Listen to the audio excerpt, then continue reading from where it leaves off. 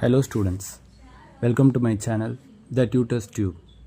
இந்த வீடியோவில் banking theories laws and ப்ராக்டிசஸில் ஆர்டிஜிஎஸ் அதாவது ரியல் டைம் கிராஸ் செட்டில்மெண்ட் பண்ணுறதுக்கு தேவையான ரெக்குயர்மெண்ட்ஸ் என்னென்ன அதை பற்றி தான் இந்த வீடியோவில் பார்க்க போகிறோம். So first of all RTGS பண்ணுறதுக்கு முன்னாடி அந்த ஆர்டிஜிஎஸ் ஃபார்முக்கு தேவையான இன்ஃபர்மேஷன்ஸ் என்னென்ன அப்படின்றத நான் ஒன் பை ஒன்னாக சொல்கிறேன். ஸோ ஃபஸ்ட்டு உங்களுக்கு நேம் ஆஃப் த பெனிஃபிஷியரி தேவை. நீங்கள் யாருக்கு பணத்தை ட்ரான்ஸ்ஃபர் பண்ணணும்னு நினைக்கிறீங்களோ அவங்களுடைய பெனிஃபிஷியரி நேம்.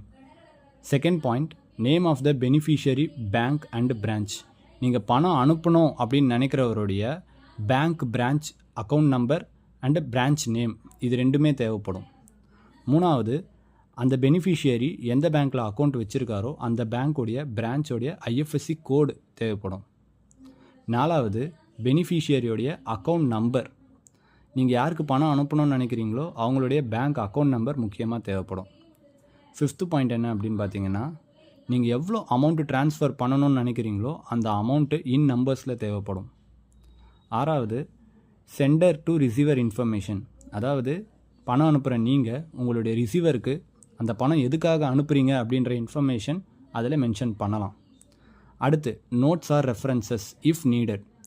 நீங்கள் அதில் பர்டிகுலராக ஏதாச்சும் நோட் மென்ஷன் பண்ணணும்னு நினைக்கிறீங்க அப்படின்னா தேவைப்படுற பட்சத்தில் நீங்கள் அதில் மென்ஷன் பண்ணலாம். இது நெசசரி கிடையாது.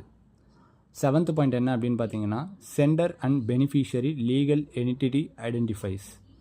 ஸோ இந்த மாதிரியான 7 இன்ஃபர்மேஷன் தான் நம்ம ஆர்டிஜிஎஸ் ட்ரான்ஸ்ஃபர் பண்ணும்போது தேவைப்படக்கூடிய இன்ஃபர்மேஷன்.